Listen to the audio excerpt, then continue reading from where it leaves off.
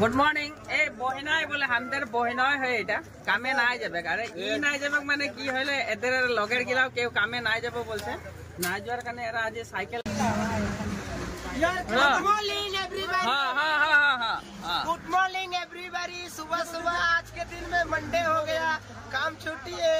हम लोग सोच रहे हैं कभी पिकनिक जाने हैं, बाजार जाएगा आज घूमने के लिए और लाएगा, जाके सुअर खाएगा और एंजॉय करेगा और साथ में खंबा भी चढ़ेगा। खंबा भी चढ़ेगा। तो आज এদের যে হলিডে হয়ে যাচ্ছে মানে এরা কামে না যাবে, কাজে কামে না যাবে মানে আজ এরা কতনা কাম করবে। ওখানে আজ বাজার আছে, বাজারে যাই করে ফুর্তি করবো বলছে, আমার লাপানি খাবো বলছে আর গাহরি মাংস ভাজা খাবে বলে এরা।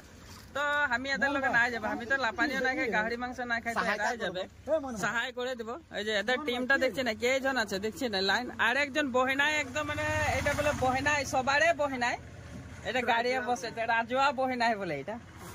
আর এদিকে আমাদের কে আছে একজন পালা আছে, এটা মুনাদা হয় পালা আছে।